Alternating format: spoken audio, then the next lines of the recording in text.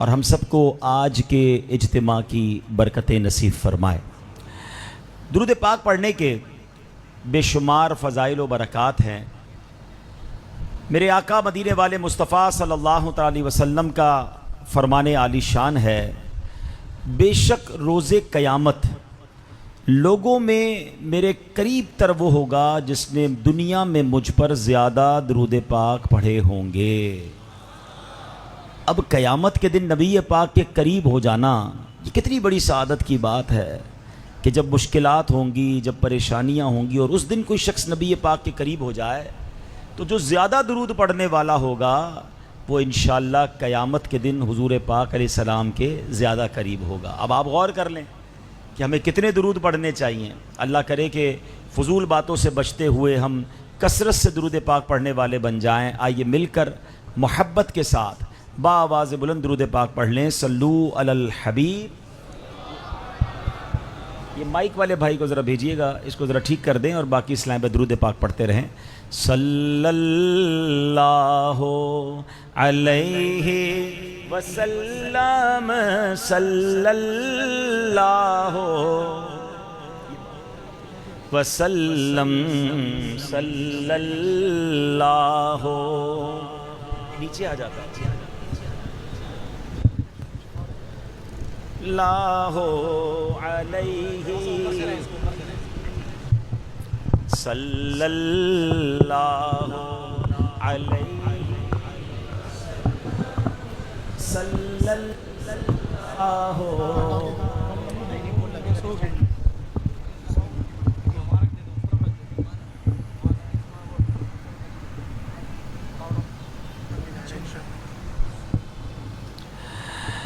تو الحمدللہ ہم نے سنا کہ نبی پاک کے بروز قیامت قریب وہ ہوگا جس نے دنیا میں زیادہ درود پاک پڑھے ہوں گے۔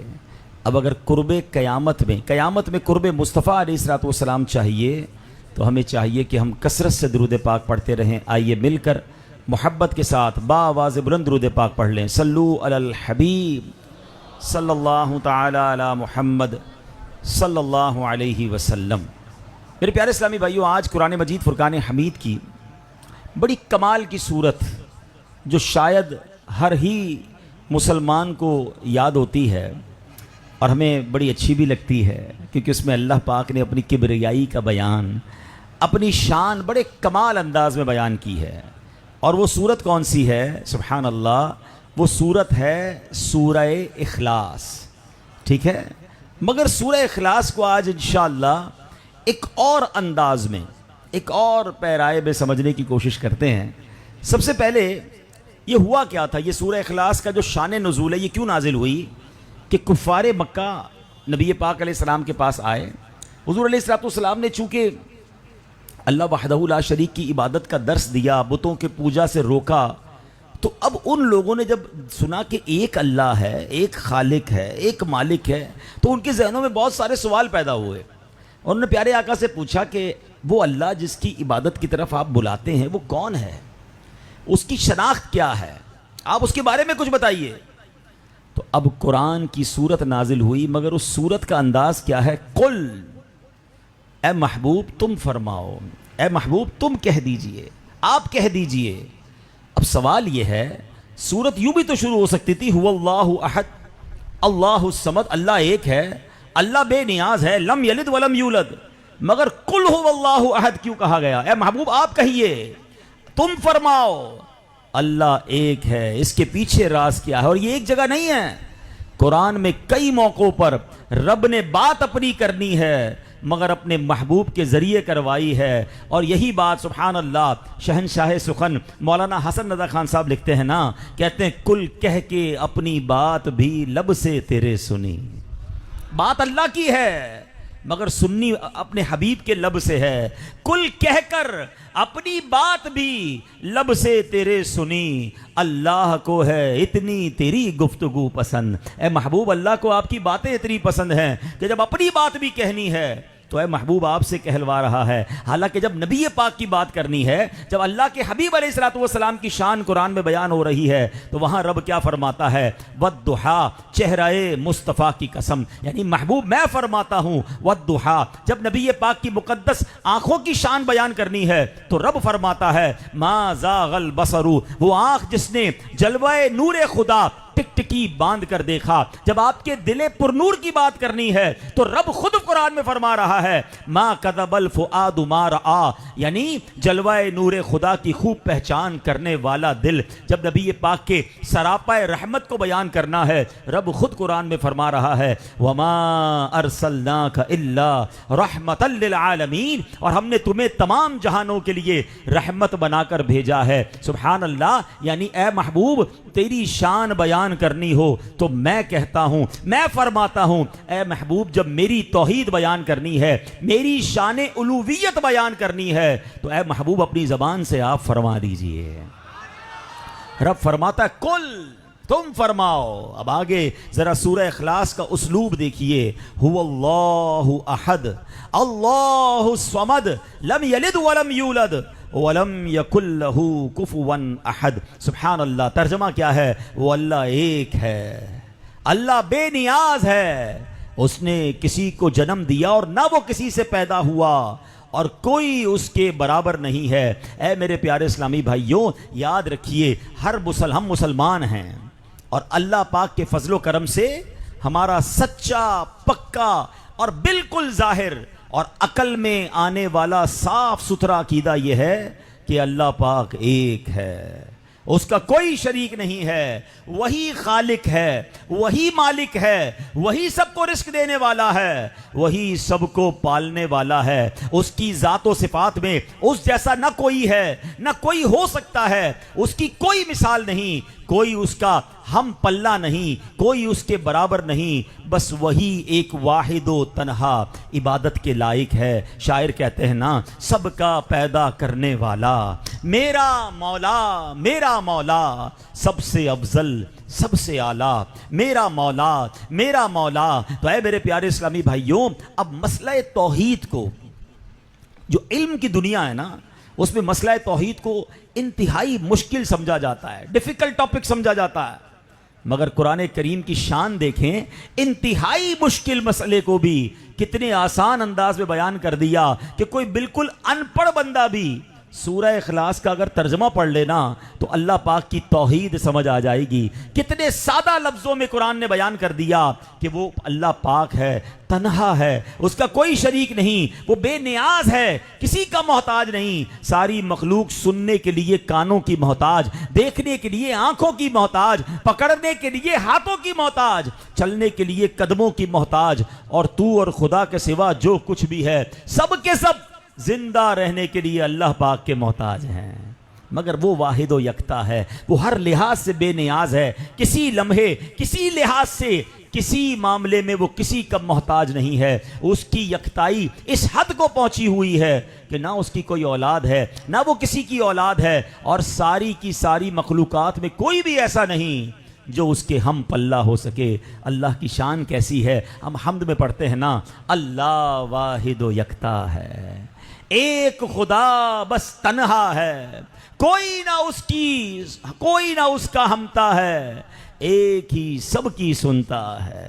ہم سب کا الحمدللہ یہ عقیدہ ہے. تو اے میرے پیارے اسلامی بھائیوں، اب اللہ پاک ایک ہے. آج کل تو معاذ اللہ سوشل میڈیا پر، بلکہ بتانے والے بتاتے ہیں ہمارے اسکولوں میں، ہمارے کالجز میں، میں بیرون ملک کی بات نہیں کر رہا، وہاں تو بہت برا حال ہے. جی ہاں، ہمارے وطن کے اندر بھی ایسے ٹیچرز اور ایسے عناصر آ گئے ہیں جو نوجوانوں کے ذہنوں میں یہ سوال داخل کر رہے ہیں. سوشل میڈیا پہ ایسی ڈیبیٹ ہو رہی ہیں کہ جناب اللہ ہے بھی کہ نہیں. معاذ اللہ، اللہ کی ایگزسٹنس پر ڈیبیٹ کی جا رہی ہے تاکہ لوگوں کے ذہنوں کو خراب کیا جائے، عقیدہ توحید کو متزلزل کیا جائے. اب ذرا چند باتیں سن لیجئے اور اپنے اس عقیدے کو اور مضبوط کیجئے. اللہ پر ہمارا کامل یقین ہے، اللہ ایک ہے. اس کی دلیل کیا ہے؟ آج کل جو ایتھیسٹ ہوتے ہیں، ملحد، بڑا زور لگاتے ہیں کہ اللہ پاک ہونے کی دلیل دو، تم ایک خدا کو مانتے ہو، دلیل دو. افسوس یہ عقل کے اندھے اگر خود اپنے وجود پر غور کر لینا، اپنے ارد گرد پھیلی ہوئی اتنی بڑی کائنات پر غور کر لیں تو پتہ چل جائے گا کہ بنانے والا کوئی ہے۔ قرآن فرما رہا ہے ام خلقوا من غیر شیء ام هم الخالقون، اللہ فرماتا ہے کیا وہ کسی شے کے بغیر ہی پیدا ہو گئے، کسی شے کے بغیر ہی پیدا کر دیے گئے ہیں، یا وہ خود ہی اپنے خالق ہیں؟ اللہ اکبر، قرآن کیسی دعوت دے رہا ہے کہ ذرا غور تو کرو، کیا تم بغیر کسی چیز کی خود بخود پیدا ہو گئے؟ کیا تم نے خود ہی اپنے آپ کو بنا لیا ہے؟ ذرا تھوڑا بات کو سمجھیے گا۔ اگر میں آپ سے پوچھوں کہ ہماری پیدائش کا سبب کیا ہے تو عقل مند آدمی کہے گا میرے ماں باپ میری پیدائش کے سبب ہیں۔ اچھا، آپ کے ماں باپ کی پیدائش کا سبب کون ہے؟ آپ کہیں گے میرے دادا دادی، میرے نانا نانی ہیں۔ اچھا، اوپر جائیں تو اس پوری کائنات میں فرشتوں اور جنات کے علاوہ صرف ایک انسانی عقل مند اور باشعور مخلوق ہے، چاند پر پہنچ جانے کا دعویٰ کرتا ہے، گاڑیاں بنا لیتا ہے، جہاز بنا لیتا ہے، انجن بنا لیتا ہے۔ اب بتاؤ، جب وہ انسان اپنے آپ کو خود نہیں بنا سکتا تو یہ پہاڑ، یہ کہکشائیں، یہ جناب سمندر، یہ دریا، یہ خود کیسے بن سکتے ہیں؟ عقل و شعور والا شخص اپنے آپ کو خود نہیں بنا سکتا، وہ کسی کا محتاج ہے۔ اور اوپر چاہتے چلے جائیں تو پتہ چلے گا کہ یقیناً اس کائنات کو بنانے والا کوئی ہے، اور جب غور کریں گے کون ہے تو وہی خدا ہے، وہی رب ہے، وہی تو ہے جو نظام ہستی چلا رہا ہے۔ ہاں، وہی تو ہے جو نظام ہستی چلا رہا ہے، میرا خدا ہے۔ ام ہم الخالقون، قرآن نے بڑا کمال کا کوسچن کر دیا ہے، کیا وہ خود ہی اپنے خالق ہیں؟ اب ایک اور زاویے سے ذرا سمجھیے، کیا لوگوں نے خود ہی اپنے آپ کو بنا لیا؟ مثلا ایک میں جیتا جاگتا انسان آپ کے سامنے ہوں، جب میں نہیں تھا، پیدا ہی نہیں ہوا تھا، تو یہ کیسے ہو سکتا ہے کہ جب میں نہیں تھا اور اپنے آپ کو بنا لوں؟ جو چیز ہے ہی نہیں وہ اپنے آپ کو کیسے بنا سکتی ہے؟ تو پتہ چلتا ہے میرے پیارے اسلامی بھائیوں، یہ پاگلوں والی بات ہے۔ انسان جب نہ ہوتے ہوئے اپنے آپ کو نہیں بنا سکتا تو سائنس مانتی ہے کہ دنیا پہلے نہیں تھی، بعد میں پیدا ہوئی ہے۔ تو سوچئے، ایک جیتا جاگتا انسان اپنے آپ کو نہ ہوتے ہوئے نہیں بنا سکتا، تو اتنی بڑی دنیا جو پہلے نہیں تھی بعد میں بنی، وہ خود بخود کیسے بن سکتی ہے؟ یقیناً جس نے یہ کائنات بنائی ہے وہی تو خدا ہے۔ یعنی میں اور آپ دلیل ہیں رب کے ایک ہونے کی، میں اور آپ دلیل ہیں کہ اللہ ہے جس نے یہ سب کچھ بنایا ہے۔ اللہ اکبر، سبحان اللہ۔ شاعر لکھتے ہیں نا، تعریف اس خدا کی جس نے جہاں بنایا، کیسی زمین بنائی، کیسا آسماں بنایا، پاؤں تلے بچھایا، کیا خوب فرش خاکی، اور سر پہ لاج وردی ایک سائباں بنایا، خوش رنگ اور خوشبو گل پھول ہیں کھلائے، اس خاک کے کھنڈر کو کیا گل ستاں بنایا، ہر چیز سے ہے تیری کاریگری ٹپکتی، یہ کارخانہ تو نے کب رائے گا بنایا۔ اللہ نے ہر چیز میرے پیارے اسلامی بھائیوں سبحان اللہ کمال کی بنائی۔ اب امام اعظم ابو حنیفہ، آپ تو کروڑوں حنفیوں کے پیشوا ہیں، آپ کے دور میں بھی کچھ ملحدین نے سر اٹھایا اور کہتے ہیں اللہ نہیں ہے دنیا میں، کوئی خالق نہیں ہے، دنیا خود ہی بن گئی ہے۔ امام اعظم دلیلیں دے دے کر ان کا رد کرتے۔ اب ان کو اپنے اس خیال کو آگے بڑھانا تھا، امام اعظم کے دشمن ہو گئے اور انہوں نے پلان کیا کہ امام اعظم پر حملہ کر کے آپ کو شہید کر دیں گے، یہ راہ میں رکاوٹ ہیں، یہ لوگوں کو اللہ کی طرف بلاتے ہیں، ہمارا ماننا اللہ نہیں ہے، اور یہ کہتے ہیں اللہ ایک ہے، اللہ موجود ہے۔ تو امام اعظم کو شہید کرنے آئے۔ امام اعظم نے کہا کیوں آئے ہو؟ کہا آج آپ کو دنیا سے بھیج دیں گے، قتل کر دیں گے۔ کہا ٹھیک ہے، جان لینے آئے ہو نا، ایک سوال کا جواب دے دو پھر میری جان لے لینا۔ کہتے کیا بات ہے؟ کہتے میں بڑی الجھن میں ہوں۔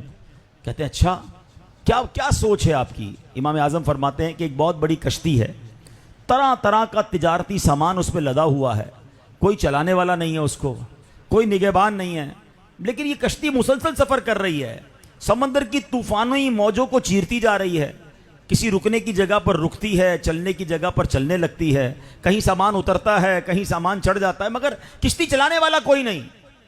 تو جو دہریے تھے نا، کہتے ہیں کہ آپ کا لگتا ہے دماغ خراب ہو گیا ہے، موت سے پہلے گھبرا گئے آپ، یہ کیسے ہو سکتا ہے اتنی بڑی کشتی بغیر چلانے والے کے چل جائے، کسی جگہ پر رک بھی جائے، چلنے والی جگہ پر چل بھی جائے، آپ کی طبیعت ٹھیک نہیں۔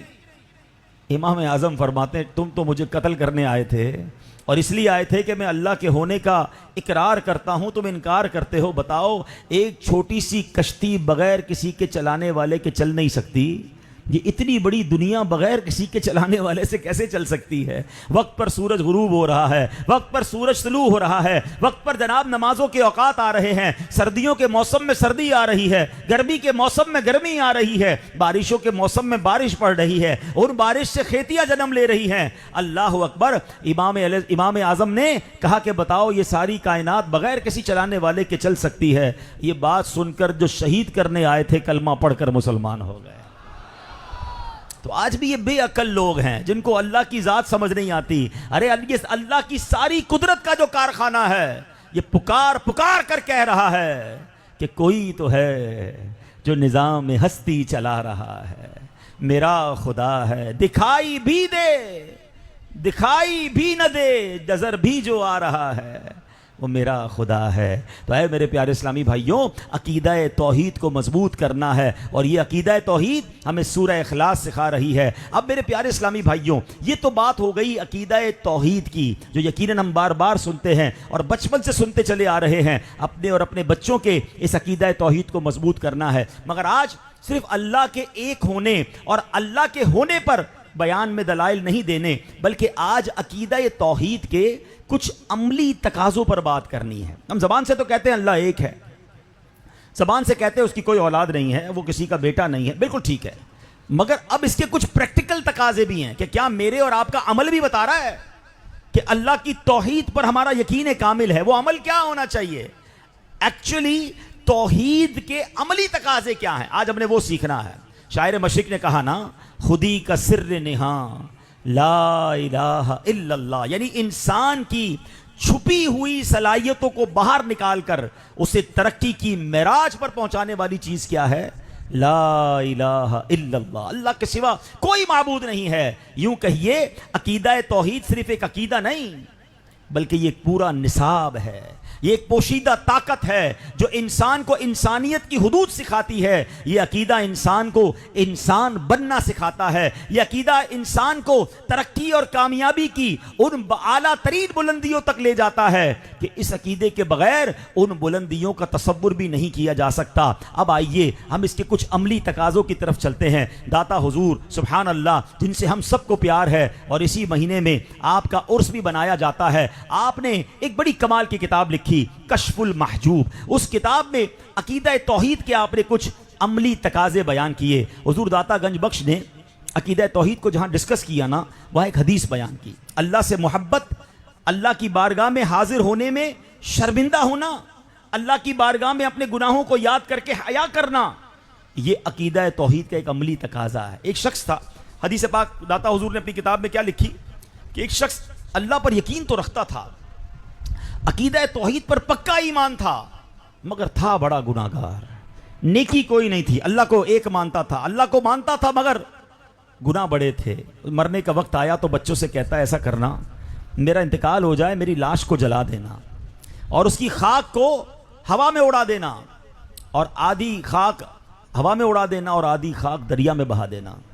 اس کا انتقال ہوا، بچوں نے ایسے ہی کیا، جلایا، راکھ کو اڑا دیا، مگر میرا رب تو ہر شے پر قادر ہے نا، اس نے راکھ کو حکم دیا، دوبارہ جمع کی گئی، راکھ جمع ہوئی، مجسمہ بنا۔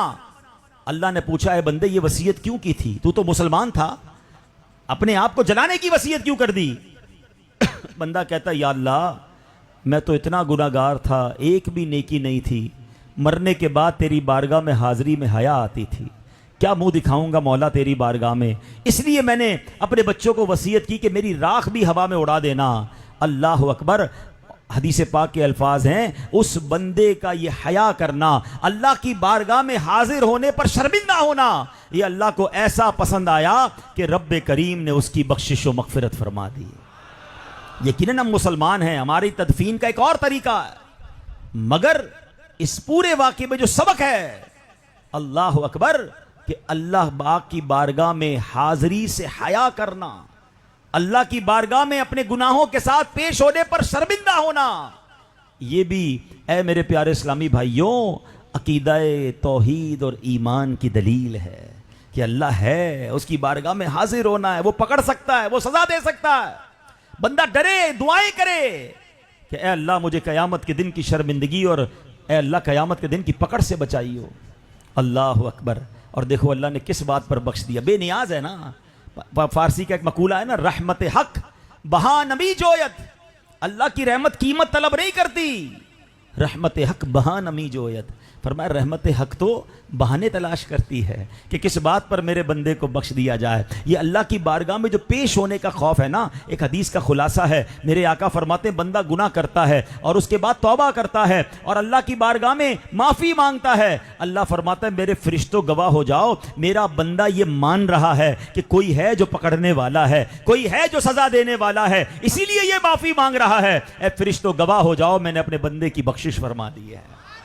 یہ جو توبہ کرنا ہے نا, جو معافی مانگنا ہے, یہ سبمشن ہے, یہ سپردگی ہے کہ بندہ ہوں, گناہگار ہوں, مولا ہو گئے خطا مگر تو رب ہے. اے اللہ تو چاہے تو مجھے جہنم میں ڈال سکتا ہے, مگر اس خطا کار بندے کی تمنا یہ ہے, التجا یہ ہے, اے کروڑوں ماؤں سے زیادہ اپنے بندوں پر مہربان, اپنے اس بندے کی بخشش فرما دے. اپنے عمل پر نہیں کہ میں نے نیکیاں کر لی, میں نے حج کر لیا, میں نے عمرے کر لیے, میں نے تلاوت کر لی, میں بخشا جاؤں گا. نہیں, کبھی زندگی میں یہ خیال مت لانا. ہم عمل سے نہیں, ہم رحمت سے بخشے جائیں گے. اگر اس نے عدل کیا نا, تو وہ پنجابی شاعر لکھتے ہیں نا, عدل کریں تے تھر تھر کمبن اچیاں شانہ والے. اگر وہ انصاف کرے نا تو بڑی بڑی شانوں والے بھی ڈر کے کانپنے لگ جائیں گے. عدل کرے تے بخشے جاسن, عدل کرے تے تھر تھر کمبن اچیاں شانہ والے, فضل کرے تے بخشے جاسن میں ورگے منہ کالے. اے اللہ تو رحمت کرے گا تو میرے جیسے لوگوں کی بخشش ہوگی, انصاف ہوا تو مارے جائیں گے, کیونکہ رحمت دا دریا الہی ہر دم وگدا تیرا, جے ایک قطرہ بخشے مینوں کم بڑھ جاوے میرا. قیامت کے دن کچھ لوگ بڑے خوش ہوں گے اور کچھ لوگوں کے چہرے سیاہ ہوں گے. قرآن ان لوگوں کا ذکر کر رہا ہے. سنو, اللہ فرماتا ہے وجوہ یومئذ مسفرہ ضاحکۃ مستبشرہ ووجوہ یومئذ علیہا غبرہ ترہقہا قطرہ. ترجمہ کنز العرفان, بہت سے چہرے اس دن روشن ہوں گے, ہنستے ہوئے خوشیاں مناتے ہوں گے, اور بہت سے چہروں پر اس دن گرد پڑی ہوگی, ان پر سیاہی چڑھ رہی ہوگی. اللہ اکبر. جب قیامت کا دن ہوگا, ہم سب اللہ پاک کی بارگاہ میں حاضر ہوں گے. اس دن ہر ایک الگ ہی پریشانی میں مبتلا ہوگا. کچھ خوش نصیب کیسے ہوں گے؟ ان کے چہرے چمک رہے ہوں گے, دمک رہے ہوں گے, اپنے نیک اعمال کو دیکھ کر ان کے چہروں پر مسکراہٹ ہوگی. اور گناہگاروں کا حال کیا ہوگا؟ وہ شرم سے پانی پانی ہو رہے ہوں گے, چہرے پر ہوائیاں اڑ رہی ہوں گی اور ان کے چہروں سے ذلت ٹپک رہی ہوگی. اے میرے پیارے اسلامی بھائیوں, ہم سب الحمدللہ توحید پر پکا ایمان رکھنے والے ہیں. اس کا عملی تقاضا یہ ہے کہ ہم اللہ پاک کے حضور حاضری سے حیا کیا کریں اور سوچیں کون سا منہ لے کر اپنے رب کی بارگاہ میں جاؤں گا. اپنے گناہ تو یاد کریں نا.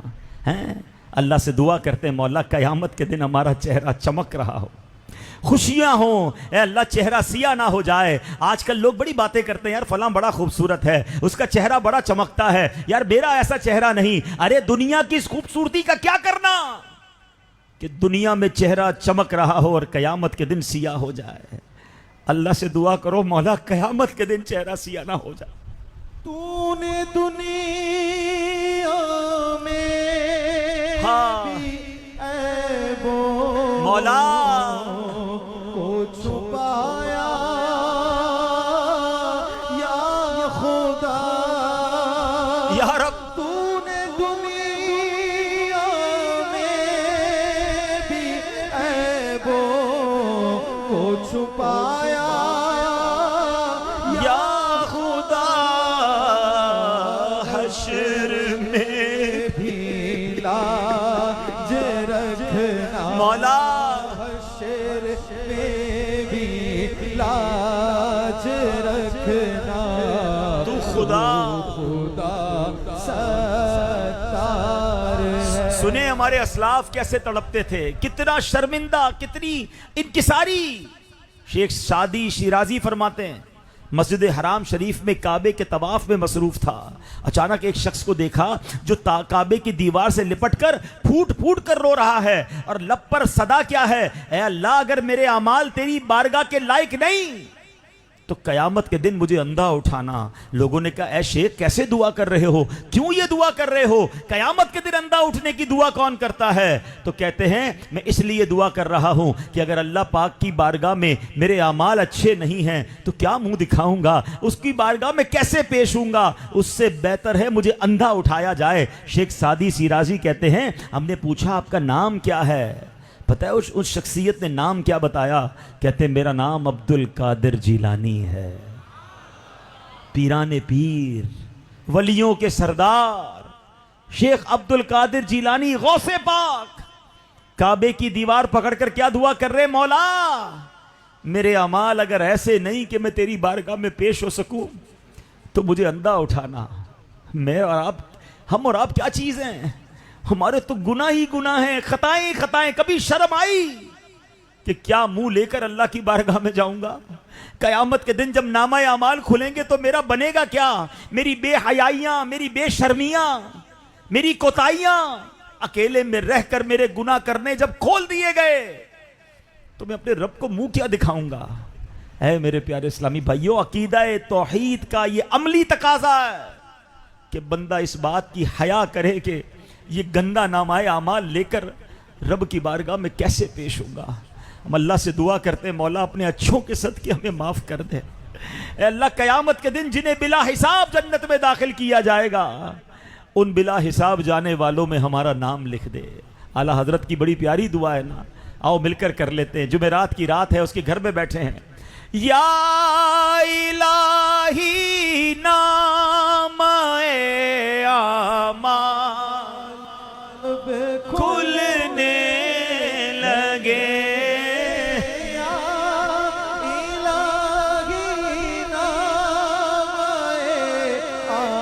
اعمال جب کھلنے لگے عیب پوشے خلق ستارے خطا کا آمین آمین آمین. اللہ اس دن بچا لے ہمیں, اللہ اپنی بارگاہ میں شرمندہ ہونے سے بچا لینا. دوسرا عملی تقاضا توحید کا ہے. داتا حضور لکھتے ہیں کہ نفسانی خواہشات کو چھوڑ کر اپنے آپ کو اللہ پاک کے احکام کے تابع کر دینا. جو اللہ نے فرمایا وہ کرنا ہے, اپنے دل کی خواہشات, اپنی نفسانی خواہشات کے پیچھے بھاگنا. قرآن کیا کہتا ہے؟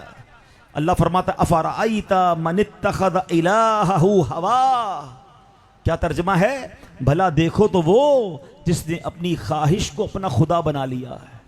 حدیث پاک میں آتا ہے زمین پر پوجا جانے والا سب سے بڑا معبود خواہش نفس ہے. گناہ کا دل ہو گیا, اب گناہ کرنا ہے. آج حرام کھانے کا دل ہو گیا, حرام کھانا ہے. آج بری محفل میں جانے کا دل ہو گیا, وہاں جانا ہے. روکنا نہیں اپنے آپ کو, جو جی چاہا وہ کرنا ہے. چاہے اس کرنے میں رب راضی ہے, رب ناراض ہے. ظلم کرنے کا جی چاہا تو ظلم کرنا ہے, کسی کو ستانے کا جی چاہا اس کو ستانا ہے. اللہ اکبر. اپنی خواہشات کے پیچھے بندہ برباد ہو گیا. اے میرے پیارے اسلامی بھائیوں, یہ وہ عمل ہے جو انسان کو رب سے دور کر دیتا ہے. ہم آج ذرا غور کریں نا, ہماری زندگی کا مقصد ہی ایک ہے, بڑا گھر بنانا ہے, بڑی بلڈنگ بنانی ہے, اور مال بنانا ہے, قیمتی گاڑیاں لینی ہے, عزت ہونی چاہیے, واہ واہ ہونی چاہیے.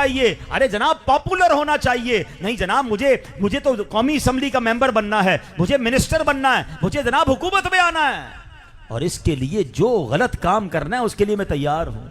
یہی تو خواہشات کی پیروی ہے.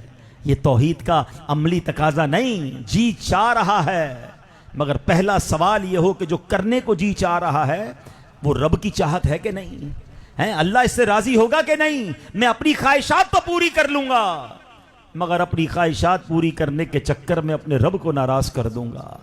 اے میرے پیارے اسلامی بھائیوں سنو, میں آپ کو آپ کے نبی علیہ السلام کا واقعہ سناتا ہوں. حضرت عمر فاروق رضی اللہ تعالیٰ ایک بار بارگاہ رسالت میں حاضر ہوئے. کیا دیکھتے, ایک چمڑے کا تکیہ ہے جس کے اندر کھجور کی چھال بھری ہوئی ہے. نبی پاک علیہ السلام اس تکیے پر ٹیک لگائے ہوئے ہیں اور خردرے بان کی چٹائی پر لیٹے ہوئے ہیں، چارپائی پر کوئی بستر یا کپڑا نہیں ہے۔ جب نبی پاک علیہ السلام چارپائی سے اٹھے نا تو آپ کے جسم مبارک پر اس چارپائی کے نشان تھے۔ نبی پاک کی یہ انداز، یہ بے رغبتی، یہ دنیا دیکھ کر حضرت عمر فاروق کا دل بھر آیا، آنکھوں سے آنسو بہنے لگے۔ نبی پاک نے جب حضرت عمر کو روتے دیکھا تو فرمایا اے عمر کیوں رو رہے ہو؟ کہتے حضور خدا کی قسم میں جانتا ہوں کہ آپ اللہ پاک کے رسول ہیں، بارگاہ الہی میں آپ کا بڑا اونچا مقام ہے، آپ کیسر و کسرا یعنی ایران اور روم کے بادشاہوں سے زیادہ عزت والے ہیں۔ یا رسول اللہ صلی اللہ علیہ وسلم، مجھے رونا اس بات پر آیا کہ کیسر و کسرا کے بادشاہ تو عیش کریں، اپنے محلات میں لگزریز میں رہیں، اور حضور آپ اللہ کے رسول ہونے کے باوجود ایسی زندگی گزار رہے ہیں۔ آپ کے پاس تو نہ پراپر بستر ہے، نہ جناب اس طرح کے گھر ہیں، نہ مکان ہیں، نہ بیڈ رومز ہیں۔ میں حدیث کا خلاصہ بیان کر رہا ہوں، نبی پاک کا فرمان سنیے۔ اللہ کے حبیب فرماتے عمر کیا تم اس بات پر راضی نہیں کہ ان غیر مسلموں کے لیے دنیا ہے اور ہمارے لیے آخرت ہے؟ بس آج یہ بات سمجھ جائیے، ہمارے لیے کیا ہے؟ آخرت ہے، دنیا ہمارے لیے نہیں ہے۔ ہم دنیا اچھی کرنے کے چکر میں اپنی آخرت برباد کر دیتے ہیں۔ بے وقوف ہے وہ شخص کہ جس دنیا میں چند سال رہنا ہے، کہ آپ کے سامنے جنازے نہیں اٹھ رہے، ہر روز خبر آتی ہے، کہیں 20 سال کا نوجوان، کہیں 25 سال، کہیں 30 سال، 40-50 سال کی عمر میں اکثر لوگ چلے جاتے ہیں۔ جی ہاں آپ بھی جانے والے ہیں اور میں بھی جانے والا ہوں۔ عقل مند کون ہے؟ دنیا کو اچھی کرے یا آخرت کو اچھی کرے؟ آقا نے فرما دیا اے عمر اس بات پر راضی نہیں کہ ان غیر مسلموں کے لیے دنیا ہو اور ہمارے لیے آخرت ہو، مگر آج ایک ہی فکر ہے، گھر اچھا ہو جائے، ہیں دنیا میں مالدار ہو جاؤں، دنیا میں عزت مل جائے۔ بے شک حلال کے طریقے سے مال کمانا ہر حال میں برا نہیں، لیکن اس مال کمانے کے چکر میں، دنیا بنانے کے چکر میں، نام بنانے کے چکر میں کہیں رب کو ناراض مت کر بیٹھنا۔ حالانکہ نبی پاک کس طرح ان دنیاوی عیش و عشرت سے دور رہتے تھے۔ کئی بار نعت میں یہ اشعار سنے ہوں گے نا کہ سلام اس پر کہ جس نے بے کسوں کی دستگیری کی، سلام اس پر کہ جس نے بادشاہی میں فقیری کی، سلام اس پر کہ جس کے گھر میں چاندی تھی نہ سونا تھا، سلام اس پر کہ سادہ بوریا جس کا بچھونا۔ بتائیے نا، ہم تو اس آقا کے امتی ہیں اور ہم کہیں ملاوٹ کر لو کوئی بات نہیں، ہیں جھوٹ بول لو کوئی بات نہیں، رشوت کھا لو کوئی بات نہیں، مال بنا لو، مرنا نہیں۔ یہ ملاوٹ کرنے والے کو مرنا نہیں، یہ رشوت لے کر لوگوں کے اوپر ظلم کرنے والے کو مرنا نہیں، یہ جناب جھوٹ بول کر دھوکہ دے کر مال بیچنے والے کو مرنا نہیں۔ ارے مرنا تو بات کی بات ہے، ہم نے اپنی آنکھوں سے دیکھا ہے جو ظلم کر کے مال کماتا ہے دنیا میں بھی آفت میں مبتلا ہوتا ہے، اپنے بچوں کے اندر، اپنی فیملی کے اندر وہ پرابلمز دیکھتا ہے۔ یہ حرام کا مال آتا بھی تیزی سے ہے اور پھر چلا بھی ایسے ہی جاتا ہے۔ کیا کرنا ہے اس کو؟ یہ دیکھو کہ کہیں آخرت برباد نہ ہو جائے۔ تیسرا تقاضا، ہاں عقیدہ توحید کی بات ہو رہی ہے نا، تیسرا عملی تقاضا کیا ہے؟ راضی بر رضا رہنا۔ یعنی داتا گنج بخش فرماتے ہیں عملی توحید یہ ہے کہ بندہ اللہ پاک کی مرضی کے سامنے ایسے ہو جیسے مردہ غسال کے ہاتھ میں ہوتا ہے۔ آپ نے دیکھا جب کسی مردے کو کوئی غسل دے رہا ہو، مردے کی کچھ نہیں چل رہی، وہ کروٹ دیتا ہے تو مردہ کروٹ لے لیتا ہے، وہ ہاتھ اٹھاتا ہے تو مردے کا ہاتھ اٹھ جاتا ہے، وہ پیر اٹھاتا ہے تو مردے کا پیر اٹھ جاتا ہے، یعنی مردہ بالکل غسل کرنے والے غسال کے ہاتھ میں ہوتا ہے۔ کیا پیاری مثال دی کہ بندہ اللہ پاک کی مرضی کے سامنے ایسے ہو جیسے مردہ غسال کے ہاتھ میں، جیسے غسل دینا ہے اے اللہ جیسے تیری مرضی، جیسے رکھے میں راضی، کوئی کھٹکا دل میں نہ لائے۔ اس بات کو سمجھنے کے لیے ایک واقعہ سمجھ لیں، پھر بات اور سمجھ آ جائے گی۔ پہلے کے زمانے میں غلاموں کی خرید و فروخت ہوتی تھی، تو ایک مرتبہ حضرت ابراہیم بن ادم رحمۃ اللہ تعالی علیہ کو ایک غلام کی ضرورت محسوس ہوئی۔ اب بازار تشریف لے گئے اور آپ نے غلام خریدا، گھر لے آئے، غلام سے پوچھا تمہارا نام کیا ہے؟ ہاں اب وہ غلام تھا نا، غلام کہتا ہے جس نام سے پکاریں گے آپ وہی میرا نام ہوگا۔ غلام کا کیا نام ہوتا ہے؟ آپ آقا ہیں، آج سے جو آپ نام دے دیں وہی میرا نام۔ فرمایا کھانا کیا کھاتے ہو؟ کھانے میں کیا عادی ہو؟ اللہ اکبر۔ غلام کہتا ہے جو آپ کھلا دیں گے میں کھا لوں گا۔ ہیں آقا ہے نا، میں تو غلام، جو آپ کھلائیں گے وہی میرا کھانا۔ فرمایا کوئی خواہش ہے تو وہ بتا دو۔ غلام کہتا ہے کہ جو آپ کی خواہش ہے وہی میری خواہش ہے. غلام کی کیا خواہش ہوتی ہے؟ آپ آقا ہیں، جو آپ کو پسند وہی مجھے پسند. اللہ اکبر. یہ بات تو حضرت ابراہیم بن ادم اور غلام میں ہو رہی ہے، مگر حضرت ابراہیم بن ادم کے دل پر جھٹکا لگا. آپ فرماتے ہیں یہ بندہ ہو کر، میرا غلام ہو کر مجھ سے ایسے باتیں کر رہا ہے. اگر میرا اور میرے رب کا رابطہ بھی ایسا ہی ہو جائے کہ اللہ جس حال میں تو رکھے اس حال میں راضی ہے، اللہ جو تو نام دے وہ نام میں راضی، اے اللہ جس حال میں تو راضی اس میں میں راضی. بتاؤ یہ ہے بندگی، یہ ہے اللہ پر بھروسہ کرنا. ہم کہتے تو ہیں میں اللہ کی مانتا ہوں، ہم کہتے میں رب کو مانتا ہوں، مگر سچ بات یہ ہے کہ ہم زبان سے تو رب کو رب مانتے ہیں. اگر کوئی دل سے رب کو رب مانے نا تو اس کا تقاضا یہ ہے کہ رب جس حال میں رکھے میں اس حال میں راضی. ہاں یہ ہے تھوڑی مشکل بات. ایک جملہ سن لو، ایک بڑا پیارا جملہ ہے. عام لوگ جو ہم لوگ ہیں نا، ہم دعا پتہ کیا کرتے ہیں؟ اے اللہ اس حال میں رکھ جس حال میں میں راضی. ہاں ہم یہ کہتے نہیں ہیں، مگر ہم کیا کہتے ہیں؟ اللہ بیماری دور کر دے، کاروبار میں برکت دے دے، اولاد دے دے، اولاد بیمار ہے اس کی بیماری دور کر دے، فلاں سوسائٹی میں گھر مل جائے، اے اللہ وہ پلاٹ نہیں بک رہا اچھے داموں میں بک جائے. ہماری تو ڈیمانڈ ہی ختم نہیں ہو رہی نا. ہم اللہ سے یہ مانگ رہے ہیں جس میں ہم راضی ہیں. یہ عام لوگوں کی دعا ہے. اور جو اللہ والے ہوتے ہیں نا، ان کی پتہ ہے کیا دعا ہوتی ہے؟ اے اللہ اس حال میں رکھ جس حال میں تو راضی ہے. اور میرے مولا اگر تو میری تکلیف میں راضی تو میں تکلیف میں بھی راضی، تو میری بیماری میں راضی تو میں بیماری میں راضی.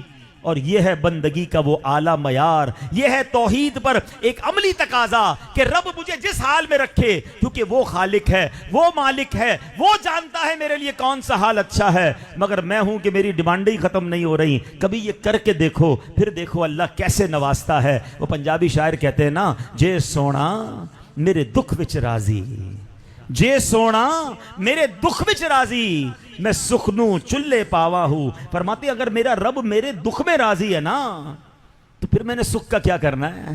اللہ میرے دکھ میں راضی تو میں بھی اس دکھ میں راضی. اور ایک بات اور یاد رکھنا، آپ میں سے ہو سکتا ہے کوئی بیمار ہوگا، کوئی قرضے میں ہوگا، کوئی غریب ہوگا.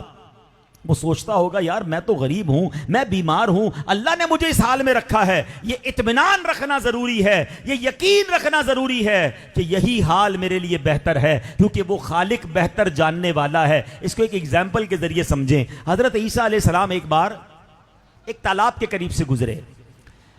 سارے بچے نہا رہے تھے، سوئمنگ کر رہے تھے، بچے انجوائے کر رہے تھے. ایک بچہ کونے پہ بیٹھا افسردہ نابینا بیٹھا تھا، اس کو نظر ہی نہیں آ رہا تھا کچھ. حضرت عیسیٰ نے دیکھا سارے بچے نہا رہے ہیں، انجوائے کر رہے ہیں، یہ ایک بچہ کونے پہ بیٹھا نظر ہی نہیں آ رہا اس کو کچھ، یہ تو انجوائے نہیں کر رہا. آپ نے اللہ سے کہا یا اللہ اس کو آنکھیں دے دے، یہ بھی انجوائے کرے، یہ بھی بچوں کے ساتھ کھیلے. آپ کی دعا قبول ہوئی، اللہ نے آنکھیں دے دی. وہ بچہ تالاب میں کودا، اس نے ایک بچے کو پکڑا پانی میں ڈبو کے مار دیا، دوسرے بچے کو پکڑا اس کو ڈبو کے مار دیا، تیسرے کو اس نے زخمی کر دیا. حضرت عیسیٰ حیران ہو گئے یہ کیا ہوا؟ آپ نے دعا کی یا اللہ اس کو پھر نابینا کر دے. اب سمجھ آیا اس کا نابینا ہونا ہی بہتر تھا. تو یہ بات یاد رکھو، اگر مجھے کچھ نہیں مل رہا نا یہ میرے لیے بہتر ہے. میں رب کا بندہ ہوں، وہ خالق ہے، اور یہ اس کی توحید پر یقین رکھنے کا عملی تقاضا ہے کہ وہ جس حال میں رکھے میں اس حال میں راضی رہوں. ہمارا ایک پرابلم بھی ہے، ہم غریب تو ہیں، ہم قرضے میں تو ہیں، ہم بیمار تو ہیں، مگر راضی نہیں ہیں. پھر فائدہ نہیں. آپ کہ اب غریب تو ہوں، کر کیا سکتا ہوں، مگر اللہ نے معاذ اللہ ایسے جملے بھی کہہ رہے ہوتے میرے ساتھ انصاف نہیں ہوا. اللہ کو جو بے انصاف کہے وہ ایمان سے نکل گیا. ہاں اس کا ایمان ہی چلا گیا. یعنی آپ پریشان ہیں نا تو اجر کب ملے گا، مرتبہ کب ملے گا؟ جب اس پر راضی بھی رہو کہ مولا میں راضی ہوں. اب ایک حدیث سن لو، ایمان تازہ ہو جائے گا. میرے وہ تمام اسلامی بھائی اور وہ مجھے جو لائیو سن رہے ہیں اسلامی بہنیں، اگر آپ بیمار ہیں، آپ قرضے میں ہیں، آپ کرائے کے گھر میں رہتے ہیں، آپ کی تنخواہ تھوڑی ہے، آپ کا ہاتھ تنگ ہے، آپ کا دسترخوان جناب تکلیف میں رہتا ہے، آج یہ حدیث سن لو، تسلی ہو جائے گی. میرے آقا فرماتے ہیں، سنو صلی اللہ تعالیٰ علیہ وسلم، جو اللہ کے تھوڑے دیے پر راضی ہو جاتا ہے، جو بندہ اللہ کے تھوڑے دیے پر راضی ہو جاتا ہے، اللہ بھی اس کے تھوڑے عمل پر راضی ہو جاتا ہے. اللہ کی قسم یہ سودا مہنگا نہیں ہے، خدا کی قسم ہے. اگر مجھے دنیا میں تھوڑا ملے اور میرا رب میرے ٹوٹے پھوٹے عمل پر راضی ہو کر مجھے جنت میں داخل کر دے، یہ سودا مہنگا نہیں. مگر اس حدیث میں ایک شرط ہے، کنڈیشن ہے، جو اللہ کے تھوڑے دیے پر کیا ہے؟ ذرا زور سے بولو، راضی تو نہیں ہے نا؟ نے سویا رہے، مالک نہیں سو رہا اور غلام سو جائے. کھڑا ہو گیا، ساری رات کھڑا روتا رہا یہاں تک کہ صبح ہو گیا. ابھی نیا نیا مسلمان ہوا ہے. حضرت عبد الواحد بن زید کہتے ہیں کہ جب ہم کسی اور شہر میں پہنچ گئے، کنارے پہ لگ گیا جہاز، تو سارے دوستوں نے مل کر پیسے دیے کہ اب نیا نیا مسلمان ہوا ہے، اس کی ہیلپ تو کرے نا. تو جب پیسے دیے تو کہتا کیوں دے رہے ہو؟ کہ تمہاری مدد کر رہے ہیں، ہمارے بھائی ہو. تو وہ بے نیازی سے کہتا ہے سبحان اللہ، تم نے مجھے وہ راستہ دکھایا جو تم خود بھی نہیں جان رہے. بھلا جب میں جزیرے میں تھا، غیر اللہ کی عبادت کر رہا تھا، اللہ پاک نے مجھے اس وقت بھوکا نہیں رکھا، اب تو ایمان لے آیا ہوں، اب کیوں بھوکا رکھے گا؟ اب کیوں ضائع کرے گا؟ مجھے تمہارے پیسوں کی ضرورت نہیں. وہ بندہ ویسے ہی چلا گیا. مگر واقعی اس بندے نے توکل سکھا دیا ہے. جب رب پر بھروسہ ہو تو پھر دنیا والوں کی ضرورت نہیں ہوتی. کچھ لوگوں کی عادت بن جاتی ہے، مدد ہی مانگتے رہیں گے، یار یہ دے دینا، تھوڑے پیسے دے دو اور پچھلے والے ملا کے واپس دے دوں گا. یعنی ان کی عادت بن جاتی ہے ہر وقت کسی نہ کسی سے مانگنا. ارے سب کو چھوڑو، رب سے مانگو، اللہ پر بھروسہ رکھو، دنیا والوں کی مال و دولت پہ نظر نہ رکھیں.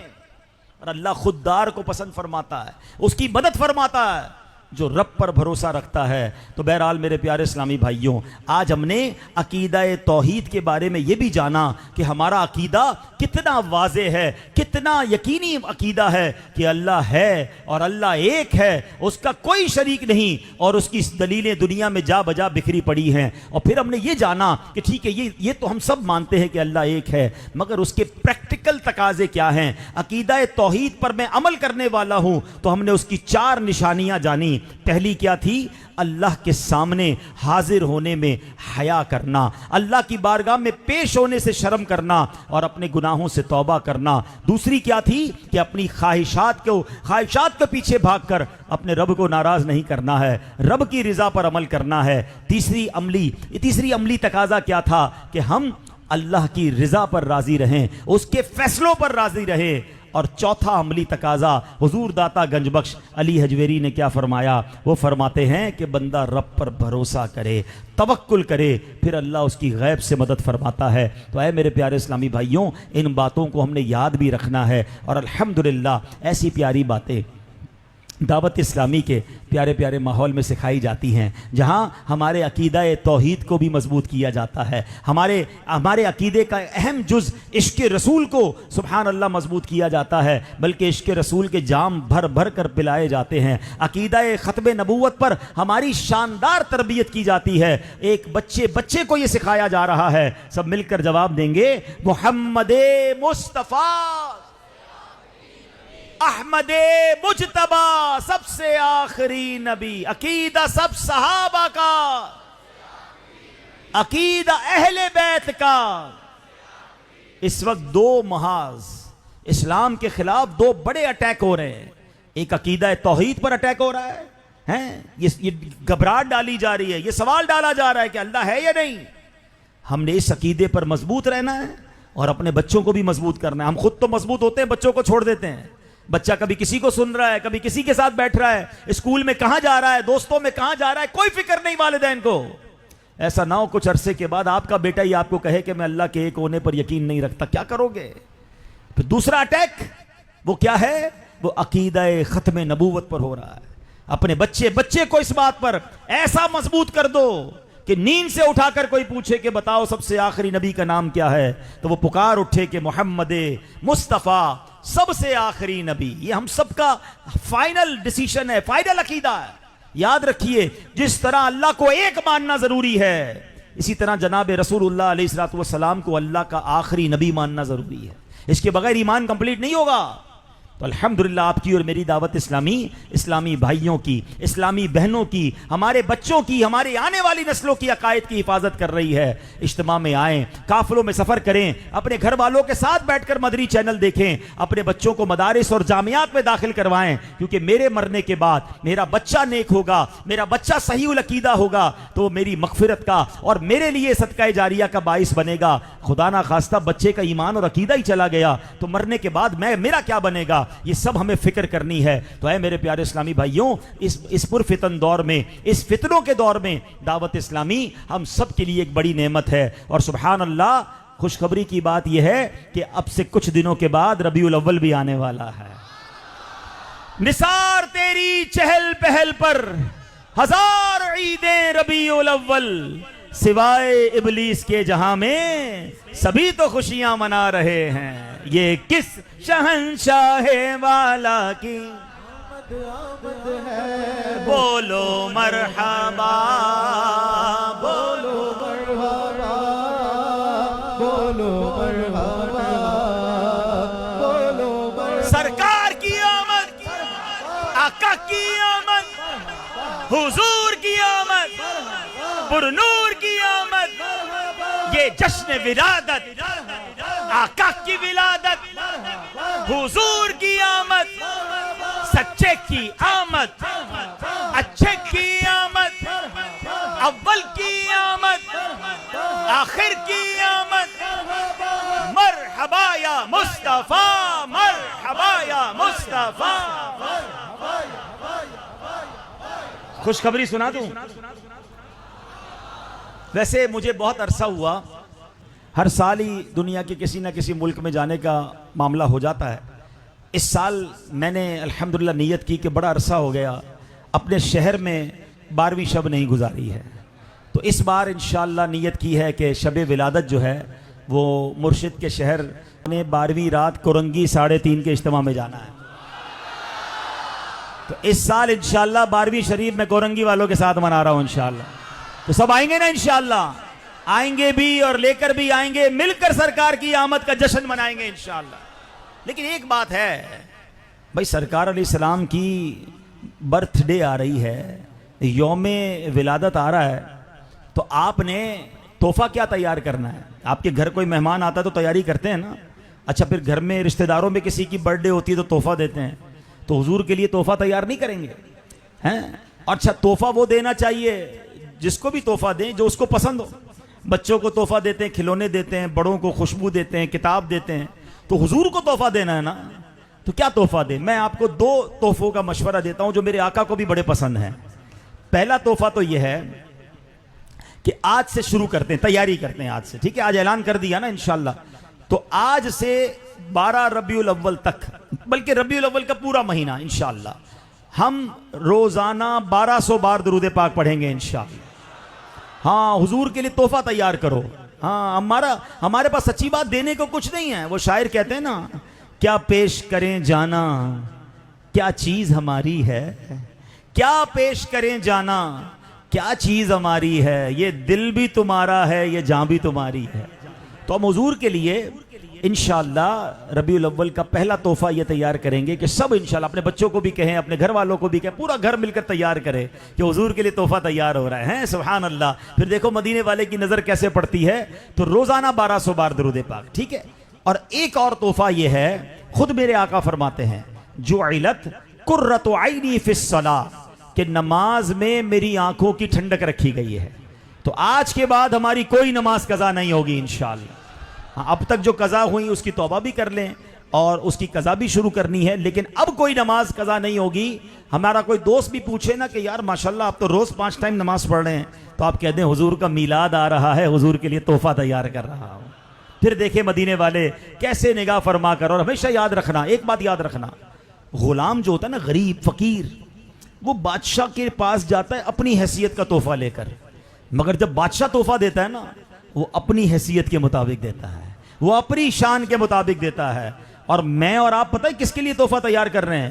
جس کی شان کیا ہے، اعلیٰ حضرت سے پوچھو، کہتے ہیں میرے کریم سے گر قطرہ کسی نے مانگا، میرے کریم سے گر قطرہ کسی نے مانگا، مانگا کیا؟ قطرہ، ملتا کیا ہے؟ دریا بہا دیے ہیں مدنی نے، دریا بہا دیے ہیں، در بے بہا دیے ہیں دریا۔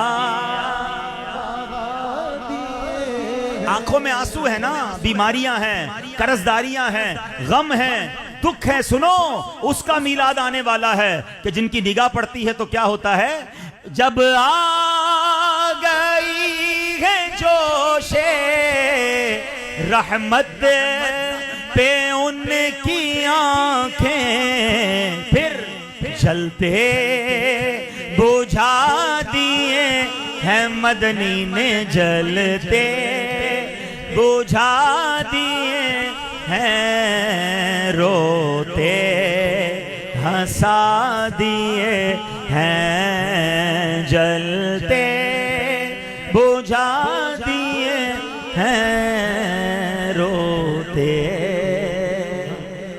تو انشاءاللہ میلاد بنائیں گے، دھوم دھام سے بنائیں گے، اپنا گھر بھی سجائیں، اپنا محلہ بھی سجائیں، لائٹ لگائیں تاکہ رات کو کوئی نکلے تو پتہ چل جائے یہ عاشق رسول کا گھر ہے، اور پرچم لگائیں تو دن میں گزرنے والے کو پتہ چل جائے کہ یہ عاشق رسول کا گھر ہے۔ تو گلیاں سجانی ہیں، گھر بھی سجانا ہے، اور اپنا آپ بھی سجانا ہے، چہرہ بھی سجا لو، لباس بھی سجا لو، نماز پڑھ کر کردار بھی سجا لو، جھوٹ اور انشاءاللہ دھوکہ چھوڑ کر میلاد بنانا انشاءاللہ، پھر دیکھیں کیسے برکتیں ملتی ہیں۔ اللہ پاک ہم سب کو عمل کرنے کی توفیق عطا فرمائے۔ ہر جمعرات کو ہم الحمدللہ کچھ دعائیں اور کچھ درود پڑھتے ہیں۔ آئیے اپنے معمولات پورے کرتے ہیں، پھر اعلانات بھی ہوں گے انشاءاللہ۔ بزرگوں نے فرمایا جو شخص ہر شب جمعہ اور جمعرات کی درمیانی رات یہ درود پاک پابندی سے کم از کم ایک مرتبہ پڑھے، موت کے وقت سرکار مدینہ صلی اللہ علیہ وسلم کی زیارت کرے گا، اور قبر میں داخل ہوتے وقت بھی یہاں تک کہ وہ دیکھے گا کہ نبی پاک علیہ السلام اسے قبر میں اپنے رحمت بھرے ہاتھوں سے اتار رہے ہیں۔ مل کر پڑھ لیں، اللہم صلی وسلم وبارک علی سیدنا محمد النبی الامی الحبیب العالی القدر العظیم الجاہ وعلی آلہ وصحبہ وسلم۔ حضرت انس رضی اللہ تعالیٰ عنہ سے روایت ہے کہ تاجدار مدینہ صلی اللہ علیہ وسلم نے فرمایا جو شخص یہ درود پاک پڑھے، اگر کھڑا تھا تو بیٹھنے سے پہلے اور بیٹھا تھا تو کھڑے ہونے سے پہلے اس کے گناہ معاف کر دیے جائیں گے۔ آئیے مل کر پڑھتے ہیں، اللہم صلی علی سیدنا و مولانا محمد وعلی آلہ وسلم۔ جو یہ درود پاک پڑھتا ہے اس پر رحمت کے 70 دروازے کھول دیے جاتے ہیں۔ مل کر پڑھ لیتے ہیں، صلی اللہ علی محمد۔ علامہ احمد ساوی رحمت اللہ تعالی بعض بزرگوں کے حوالے سے لکھتے ہیں اس درود شریف کو ایک بار پڑھنے سے 6 لاکھ درود شریف پڑھنے کا ثواب حاصل ہوتا ہے۔ مل کر پڑھ لیں، اللہم صلی علی سیدنا محمد عدد ما فی علم اللہ صلاة دائمة بدوام ملک اللہ۔ ایک دن ایک شخص آیا تو نبی پاک علیہ السلام نے اسے اپنے اور صدیق اکبر رضی اللہ عنہ کے درمیان بٹھا لیا۔ اس سے صحابہ کرام کو حیرت ہوئی کہ یہ کون بڑے مرتبے والا شخص ہے۔ جب وہ چلا گیا تو میرے آقا علیہ السلام نے فرمایا یہ جب مجھ پر درود پاک پڑھتا ہے تو یوں پڑھتا ہے، آئیے ہم بھی پڑھ لیتے ہیں، اللہم صلی علی محمد کما تحب وترضى لہ۔ شافع امم صلی اللہ علیہ وسلم کا عظمت والا فرمان ہے، جو شخص یوں درود پاک پڑھے اس کے لیے میری شفاعت واجب ہو جاتی ہے۔ مل کر پڑھتے ہیں، اللہم صلی علی محمد وانزلہ المقعد المقرب عندک یوم القیامہ. حضرت ابن عباس رضی اللہ تعالیٰ عنہ سے روایت ہے کہ نبی پاک علیہ السلام نے فرمایا اس کو پڑھنے والے کے لیے 70 فرشتے 1000 دن تک نیکیاں لکھتے ہیں. مل کر پڑھ لیں. جزا اللہ عنا محمدا ما ہوا اہلہ. فرمانے مصطفیٰ علیہ الصلوۃ والسلام جس نے اس دعا کو 3 مرتبہ پڑھا گویا اس نے شب قدر حاصل کر لی. مل کر پڑھ لیتے ہیں. لا الہ الا اللہ الحلیم الکریم سبحان اللہ رب السماوات السبع ورب العرش العظیم. لا الہ الا اللہ الحلیم الکریم سبحان اللہ رب السماوات السبع ورب العرش العظیم. لا الہ الا اللہ الحلیم الکریم سبحان اللہ رب السماوات السبع ورب العرش العظیم. صلو علی الحبیب.